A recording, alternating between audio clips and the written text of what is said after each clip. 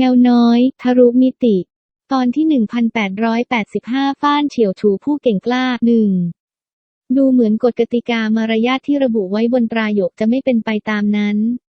ปรายกบอกไว้ว่านักเรียนใหม่จะได้การต้อนรับจากอาจารย์กลุ่มหนึ่งเมื่อมาถึงสำนักแห่งขงจื้อในตอนนั้นเขาจะมีสิทธิ์เลือกอาจารย์ของตัวเองแต่สิ่งที่มาต้อนรับเขาเมื่อเขามาถึงเป็นเพียงของทองแดงอันหนึ่งเท่านั้นไม่มีอย่างอื่นข้ามาถึงเร็วเกินไปจนไม่มีใครเตรียมตัวทันหรือจางเซียนพึมพำแต่เขาก็ไม่คิดจะรอจึงเดินหน้าต่อโดยไม่ลังเลนี่เป็นครั้งแรกที่จางเซียนได้เข้าสู่สำนักแห่งขงจื้อซึ่งตัวเขากำลังมึนงงกับการเปลี่ยนแปลงของกฎเกณฑ์แห่งมิติและระดับความเข้มข้นของพลังจิตวิญญาณจึงไม่เห็นคนกลุ่มหนึ่งที่ถูกค้องทองแดงทับไว้แถมตอนนั้นเขาก็ไม่ได้กระทืบเท้าด้วยความรุนแรงอะไรมากมายจึงนึกไม่ถึงว่าจะมีใครบาดเจ็บเพราะการกระทำนั้นด้วยเหตุนี้จางเซียนจึงมองไม่เห็นผู้เชี่ยวชาญทั้งกลุ่มเหมือนช้างตัวหนึ่งที่ย่อมไม่รู้สึกถึงการดิ้นรนกระเสือกกระสนของมดเมื่อเหยียบย่ำลงไปบนตัวมันไม่นานหลังจากจางเซียนหายลับไปจ้งฉิงก็มาปรากฏตัวตรงหน้าของทองแดงเขาเหลียวมองไปรอบๆด้วยสีหน้างุนงงสงสัยก่อนจะเลิกคิ้วอย่างพรั่นพรึงเขารีบคว้าของทองแดงแล้วดึงมันใช้เวลาครู่ใหญ่กว่าจะขยับมันออกไปได้ผู้เชี่ยวชาญทั้งกลุ่มถูกทับจนบี้แบนอยู่กับพื้นใบหน้าของพวกเขาซีดเผือดเลือดไหลซึมออกจากมุมปากเห็นทุกคนเกือบจะหมดลมหายใจอยู่ล้อมรอบจ้งฉิงอุทานหมี่ชวนมันเกิดอะไรขึ้นที่นี่ผู้เชี่ยวชาญเหล่านี้คืออัจฉริยะที่แข็งแกร่งที่สุดของสำนักแห่งขงจื้อ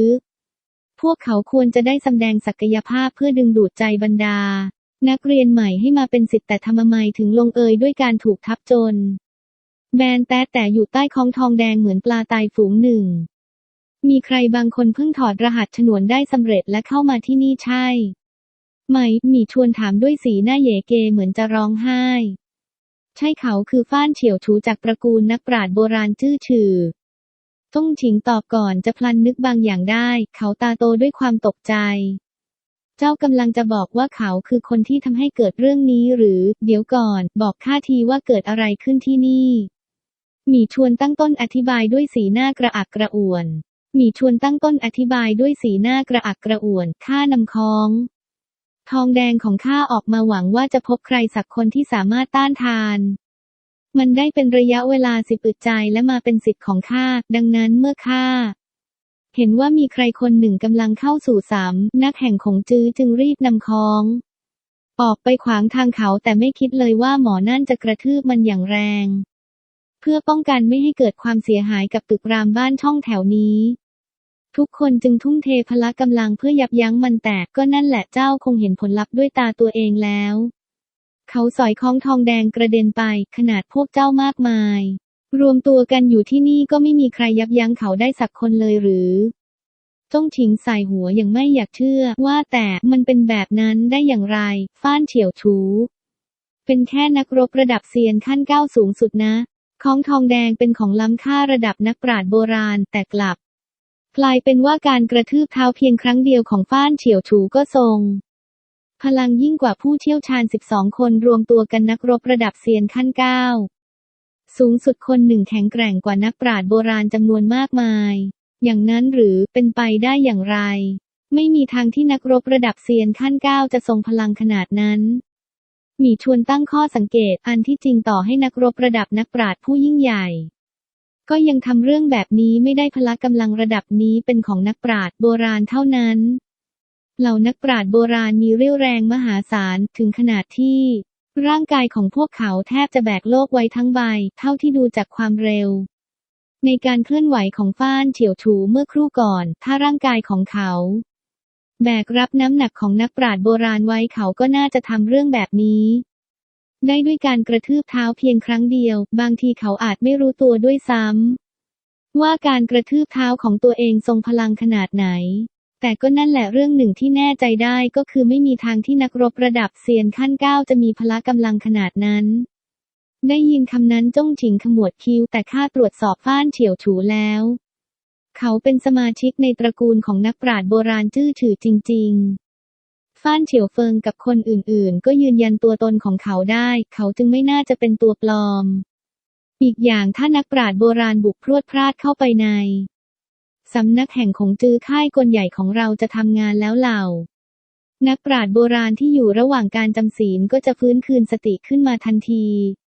แต่ตอนนี้ไม่มีอะไรเกิดขึ้นเลยไม่ต่างกับเหล่านักปราชญ์โบราณของสภาปรมาจารย์สำนักงานใหญ่บรรดานักปราชญ์โบราณของสำนักแห่งของจื้อใช้เวลาส่วนใหญ่ของพวกเขาไปกับการจำศีลเช่นกันต่อเมื่อมีใคร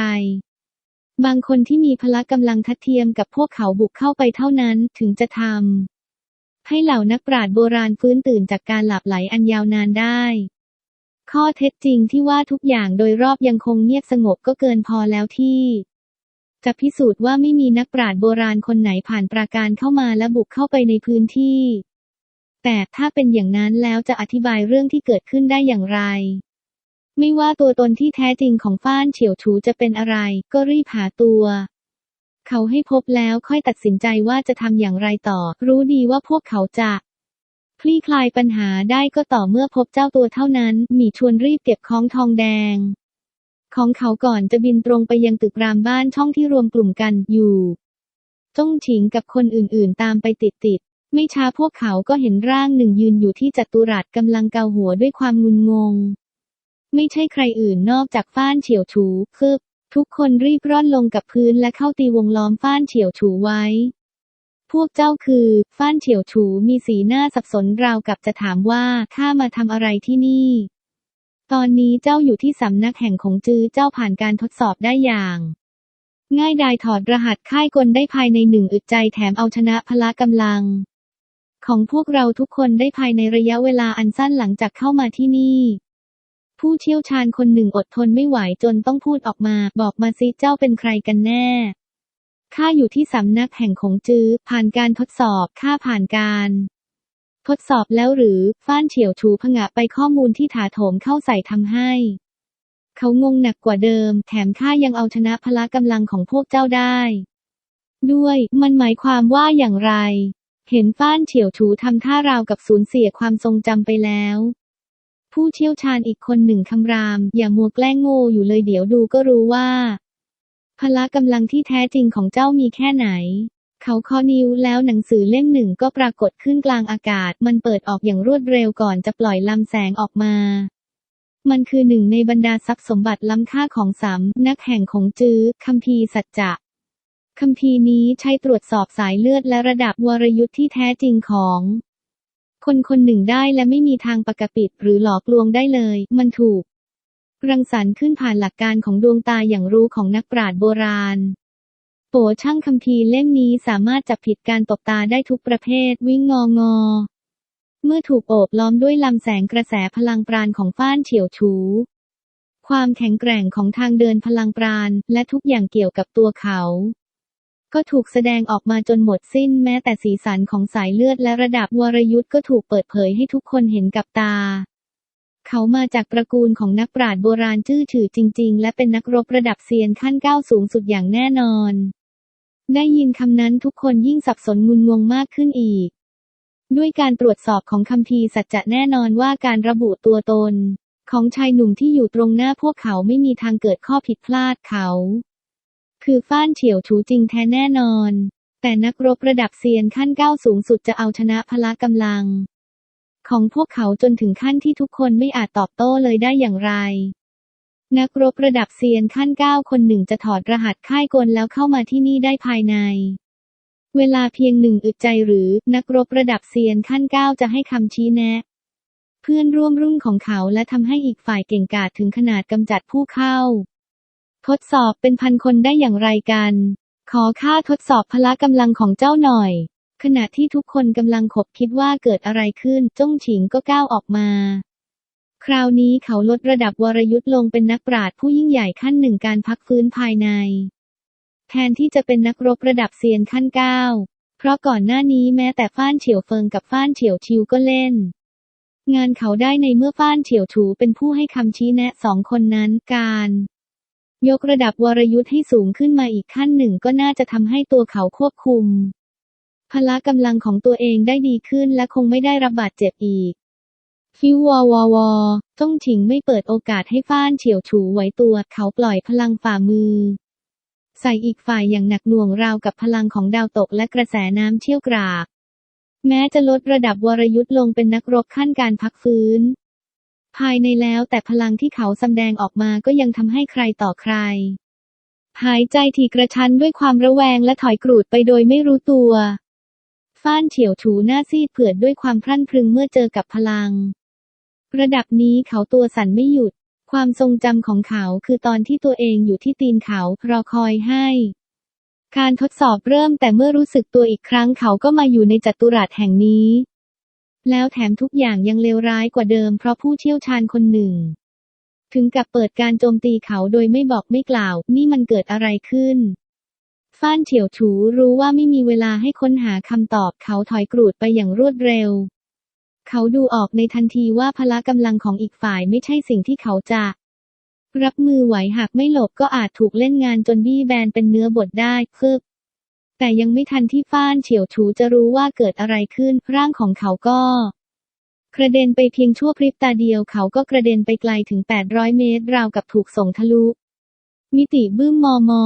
การโจมตีของจ้งฉิงปะทะกับพื้นดินเกิดเป็นหลุมยุบที่ใจกลางจัตุรัสนึกไม่ถึงว่าตัวเขาจะเคลื่อนไหวได้รวดเร็วขนาดนั้นฟ้านเฉียวฉูถึงกับผงะมันเกิดอะไรขึ้นเขายืนงนเงียนและด้วยความที่ทรงตัวได้ไม่มั่นคงจึงล้มลงก้นกระแทกพื้นเขาเคยคิดว่าจะถอยเพียงก้าวเดียวและภายใต้สถานการณ์แบบนี้คงน่าทึ่งเต็มที่หากถอยไปได้ถึง10 เมตรแต่เขากลับถอยได้จริงถึง800 เมตรในก้าวเดียวทำได้อย่างไรกันเราอยู่ที่ไหนเราเป็นใครฟ้านเฉียวฉูงุนงงสงสัยตอนที่1886ฟ้านเฉียวฉูผู้เก่งกล้า2เทคนิคการเคลื่อนไหวแบบนี้มีชวนกับคนอื่นๆหรี่ตาด้วยความตกใจพวกเขาดูออกว่าชายหนุ่มที่ยืนอยู่ตรงหน้าใช้แค่พละกำลังของนักรบระดับเซียนขั้น9ทั่วไปแต่การเคลื่อนไหวของเขาเกินพอที่จะเล่นงานนักรบระดับนักปราชญ์ผู้ยิ่งใหญ่ขั้นหนึ่งได้ความเร็วนั้นจัดว่าน่าสะพรึงมากส่วนจ้งฉิงก็ไม่แปลกใจเท่าไหร่ที่เห็นการโจมตีของเขาพลาดเป้าไปลงที่พื้นดินก่อนหน้านี้เขาเล่นงานฟ้านเฉียวเฟิงกับฟ้านเฉียวชิงไม่ได้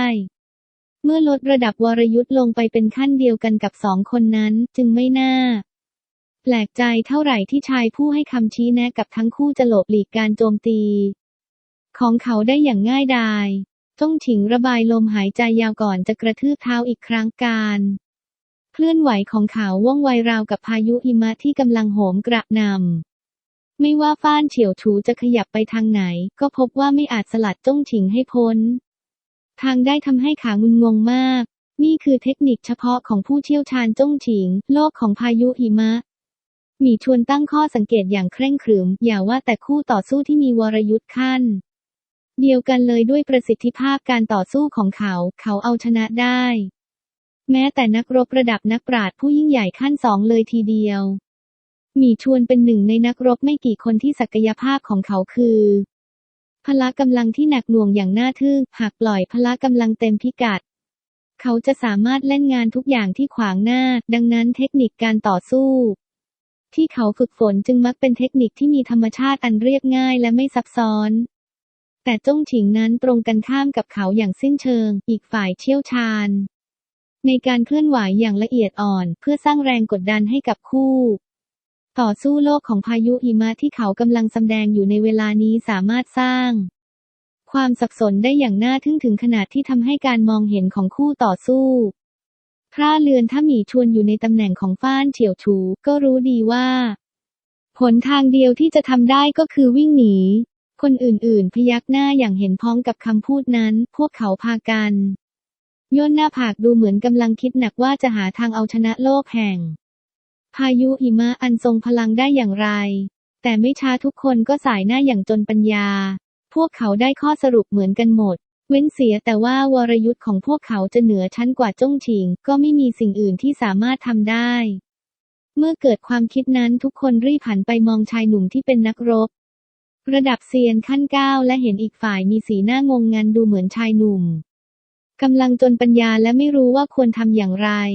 แต่แล้วร่างของเขาก็กระตุกเมื่อเกิดความคิดหนึ่งขึ้นในสมอง เขาก้าวออกมาเล็กน้อยแล้วเข้าสู่ใจกลางรัศมีการโจมตีของจ้งฉิง น่าประหลาดใจที่แม้เขาจะรุกล้ำเข้าไปในอาณาเขตของจ้งฉิง แล้วแต่ก็ไม่มีการโจมตีใดๆเข้าถึงตัวเขาได้ด้วยการโบกมือเบาๆ พายุหิมะดูเหมือนจะถูกผลักดันออกไปแล้วรวมตัวกันเป็นลูกบอลหิมะขนาดใหญ่อย่างรวดเร็วพลากจ้งฉิงถูกเล่นงานจากระยะไกลเลือดไหลซึมออกจากมุมปากเขาพ่ายแพ้ในกระบวนท่าเดียวเฮ้ยบรรดาผู้เชี่ยวชาญที่อยู่ตรงนั้นพากันตาโตด้วยความตกใจทุกคนผงะกับสิ่งที่ได้เห็นในฐานะผู้เชี่ยวชาญของสำนักแห่งคงจือพวกเขาเก่งกาจถึงขนาดเอาชนะลูกศิษย์ทีละหลายคนพร้อมกันได้แม้จะกดข่มระดับวรยุทธ์ไว้แต่ชายหนุ่มคนนั้นเล่นงานจ้งฉิงจนพ่ายแพ้ราบคาบทุกคนได้เห็นการดวลตั้งแต่ต้นจนจบซึ่งกระบวนท่าที่ฟ้านเฉียวฉูแสดงออกมาดูธรรมดาสามัญมากแต่ด้วยเหตุผลอะไรบางอย่างกระบวนท่าเหล่านั้นดูจะทำลายปราการป้องกันตัวของจ้งฉิงได้อย่างง่ายดายทำให้เขาสิ้นเรี่ยวแรงต่อให้พวกเขาอยู่ในตำแหน่งของจ้งฉิงก็ไม่คิดว่าตัวเองจะทำได้ดีกว่านั้นไม่น่าเชื่อว่าเป็นไปได้ที่เทคนิคการต่อสู้ของใครคนหนึ่งจะล้ำลึกขนาดนี้อาจารย์ของฟ้านเฉียวฉูเป็นใครกันขณะที่เหล่าผู้เชี่ยวชาญยังจังงังกับสิ่งที่ได้เห็นฟ้านเฉียวฉูก็ต้องมองฝ่ามือของเขาด้วยสายตาที่แทบไม่อยากเชื่อ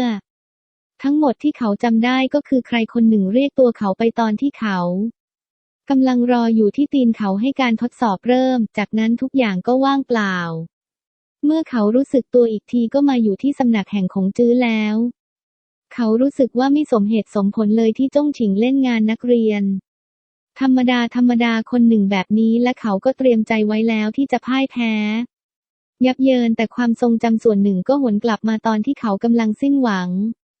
ความทรงจำนั้นคือภูมิปัญญาส่วนหนึ่งที่เกี่ยวข้องกับเทคนิคการต่อสู้เขาเพียงแค่เคลื่อนไหวไปตามหลักการของเทคนิคการต่อสู้เหล่านั้นและก่อนที่จะทันรู้ตัวก็เล่นงานจ้งฉิงที่ดูเหมือนจะอยู่ไกลเกินเอื้อมจนพ่ายแพ้ราบคาบขณะที่ฟ้านเฉียวฉูกำลังพยายามทำความเข้าใจเหตุการณ์แปลกประหลาดที่เกิดขึ้นกับเขาเสียงหนึ่งก็ดังขึ้นในหัวข้าคือจางเซียนข้ายืมร่างของเจ้ามาชั่วขณะหนึ่งเพื่อแก้ไขปัญหาเร่งด่วนบางอย่างข้าได้มอบเศษเสี้ยวหนึ่งของความ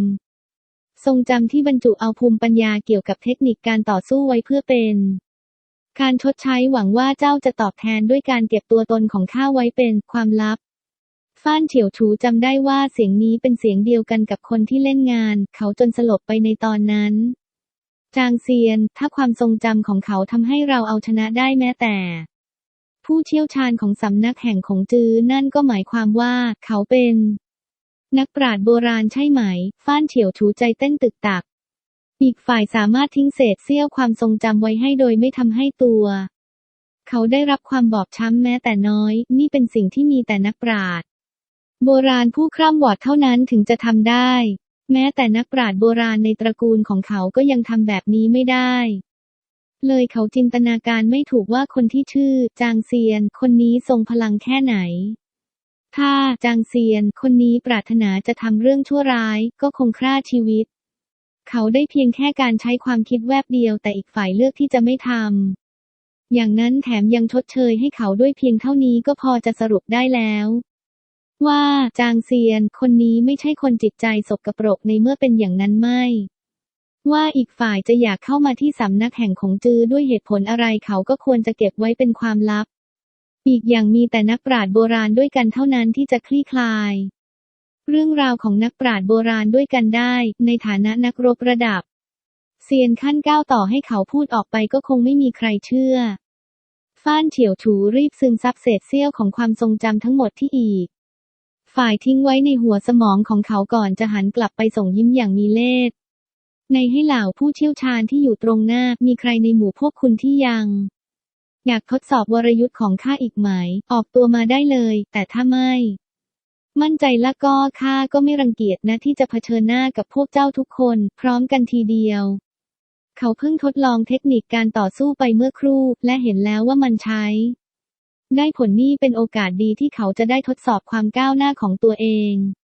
เห็นความหยิ่งพยองของนักเรียนใหม่หมี่ชวนกับคนอื่นๆสบตากันครู่หนึ่งก่อนจะก้าวออกมา30อึดใจให้หลังพวกเขาก็นอนสลบสลายอยู่กับพื้นฟ้านเฉียวถูจับจ้องมือไม้ที่กำลังสั่นเทาของเขาด้วยในตาแดงก่ำแทบไม่เชื่อว่าปาฏิหาริย์หล่นทับตัวเองแล้วทั้งความปราดเปรื่องและพละกำลังของเขาจัดได้ว่าอยู่ในระดับเดียวกันกับสมาชิกส่วนใหญ่ของร้อยสำนักแห่งนักปราชญ์ภายใต้เดียวกันกับสมาชิกส่วนใหญ่ของ103นักแห่งนักปราชญ์ภายใต้สถานการณ์ปกติคงยากเต็มที่ที่เขาจะผ่านการทดสอบใครจะรู้ว่าตัวเขาจะไปเข้าตานักปราชญ์โบราณคนหนึ่งและได้รับการถ่ายทอดเทคนิคการต่อสู้ชั้นยอดที่ทำให้เขาเอาชนะได้แม้แต่เหล่าผู้เชี่ยวชาญของสำนักแห่งคงจื้อนี่เป็นความสำเร็จที่เขาไม่เคยกล้าแม้แต่จะนึกฝันแค่เศษเสี้ยวหนึ่งของเทคนิคการต่อสู้ของนักปราชญ์โบราณก็สามารถยกระดับประสิทธิภาพการต่อสู้ของเขาได้มากแล้วฟ้านเฉียวถูตัวสั่นเมื่อจินตนาการถึงพละกำลังของนักปราชญ์โบราณผู้นั้นอยากรู้เหลือเกินว่านักปราชญ์โบราณจางเซียนผู้นี้เป็นใครฟ้านเฉียวถูเหม่อมองท้องฟ้าที่ไกลออกไปขณะนึกภาพวีรบุรุษร่างสูงใหญ่ไม่มีคนแท้จางอยู่ในร้อยสำนักแห่งนักปราชญ์ดังนั้นอีกฝ่ายจึงน่าจะเป็นคนนอกแต่ก็นั่นแหละไม่มีทางที่เขาจะรู้ตัวตนที่แท้จริงของนักปราชญ์โบราณจางเซียนคนนี้เพราะฉะนั้นคิดมากไปก็ไม่ช่วยอะไรทั้งหมดทั้งมวลนี้สิ่งเดียวที่สำคัญก็คือเขาได้เรียนเทคนิคการต่อสู้จากนักปราชญ์โบราณจางเซียนแล้วและเป็นหนี้บุญคุณต่ออีกฝ่ายนับจากวันนี้ไปเจ้าจะเป็นอาจารย์เพียงคนเดียวที่ข้าให้การยอมรับจะไม่มีสิ่งใดเปลี่ยนแปลงความมุ่งมั่นของข้าได้ฟ้านเฉียวถูสาบานในใจร่างหนึ่งเดินลอยชายอยู่ในสำนักแห่งคงจื้อมีฝูงชนมากมายอยู่รายรอบแต่ไม่มีสักคนที่ดูจะรับรู้ถึงการปรากฏตัวของเขามิติที่อยู่โดยรอบบิดเบี้ยวไปช่วยปกป้องไม่ให้แสงสาดส่องถึงตัวร่างนั้นไม่ใช่ใครอื่นนอกจากจางเซียนเป้าหมายของเขาคือเข้าสู่สำนักแห่งคงจื้อโดยไม่สร้างความปั่นป่วนวุ่นวายให้มากนักและในเมื่อเขาบรรลุเป้าหมายแล้วก็ไม่มีความจำเป็นที่จะต้องปลอมตัวอีกดังนั้นจางเซียนจึงปล่อยตัวฟ้านเฉียวถูตั้งแต่มาถึงสำนักแห่งคงจื้อได้ไม่นานและแน่นอนว่าไม่ลืมที่จะชดเชยให้อีกฝ่ายอย่างงามด้วยเพราะได้รับการถ่ายทอดมรดกตกทอดฉบับเต็มของผู้พยากรณ์จิตวิญญาณมาเขาจึงสามารถปฏิบัติภารกิจยากอย่างการถ่ายโอนเศษเสี้ยวหนึ่งของความทรงจำของเขาให้กับฟ้านเฉียวถูได้โดยไม่ทำอันตรายอีกฝ่ายส่วนฟ้านเฉียวถูจะได้ประโยชน์แค่ไหนจากเศษเสี้ยวความทรงจำของเขานั่นก็ไม่ใช่ปัญหาที่เขาต้องกังวลเขามอบโอกาสให้ฟ้านเฉียวถูไปแล้วหมอนั่นจะรับมันไว้ได้แค่ไหนก็ไม่เกี่ยวข้องกับเขาแต่ก็นั่นแหละแม้การถ่ายโอนเศษเสี้ยวของความทรงจำจะเป็นวิธีการที่มีประสิทธิภาพมากกว่าในการทำให้อีกคนหนึ่งมีพละกำลังมากขึ้นแต่รากฐานของฟ้านเฉียวถูก็ย่อมไม่มั่นคงเหมือนฟ้านเฉียวเฟิงกับฟ้านเฉียวชิงที่ได้รับการถ่ายทอดภูมิปัญญาของเขาผ่านการค้นพบด้วยตัวเองและการปฏิบัติจริงพูดอีกอย่างก็คือแม้ประสิทธิภาพการต่อสู้ของฟ้านเฉียวถูจะดูเหมือนสูงกว่าฟ้านเฉียวเฟิงกับฟ้านเฉียวชิงในเวลานี้แต่เมื่อผ่านไปสักระยะก็เป็นไปได้ว่าสองคนนั้นน่าจะพัฒนาตัวเองได้ดีกว่าสำหรับตัวจางเซียนแน่นอนว่าเขาจะออกจากอาณาจักรคุณฉือทันทีที่ค้นพบความลับของปรมาจารย์คงจางเซียนสลัดความคิดต่างๆนานาออกจากหัวสมองและเดินหน้าเขาลัดเลาะไปรอบสำนักแห่งคงจือที่มีหน้าตาเหมือนเมืองใหญ่ทั่วไปก่อนในที่สุดจะมาสะดุดตาเข้ากับห้องหนึ่งหอบรรพบุรุษนักปราชญ์ถ้าปรมาจารย์คงซุกซ่อนความลับบางอย่างไว้ในสำนักแห่งคงจือก็น่าจะเป็นที่นี่จางเซียนคิดที่อยู่ตรงหน้าเขาคืออาคารหน้าตาเป็นเอกลักษณ์ที่ไม่ปรากฏในสภาปรมาจารย์สาขาไหนๆในทวีปแห่งปรมาจารย์มันคือหอบรรพบุรุษนักปราชญ์ที่อยู่ภายในหอบรรพบุรุษนักปราชญ์คือรูปปั้นของปรมาจารย์คงและทรัพย์สมบัติของเขาเป็นหอที่มีไว้ให้ทุกคนมาแสดงการคารวะในบรรดาสิ่งปลูกสร้างทั้งหมดของสำนักแห่งคงจือนี่เป็นสถานที่ที่มีความเกี่ยวข้องกับปรมาจารย์คงมากที่สุด จางเซียนสูดหายใจลึกก่อนจะมุ่งหน้าไปยังหอบรรพบุรุษนักปราชญ์วิงแต่ยังไม่ทันที่เขาจะถึงเป้าหมายลำแสงหนึ่งก็สาดลงมาจากท้องฟ้าดูเหมือนจะเป็นค่ายกลที่ทะลุผ่านการบิดเบี้ยวของมิติที่จางเซียนสร้างขึ้นไว้รอบๆตัวเขาได้มันรับรู้ถึงการปรากฏตัวของเขาเพิ่มจากนั้นฝ่ามือขนาดใหญ่ก็แหวกมิติลงมามิติโดยรอบพังทลายไปอย่างรวดเร็วเพราะพละกำลังหนักหน่วงอาณาจักรคุณชื่อทั้งอาณาจักรแทบจะแหลกสลายไปเพราะอานุภาพทำลายล้างของมัน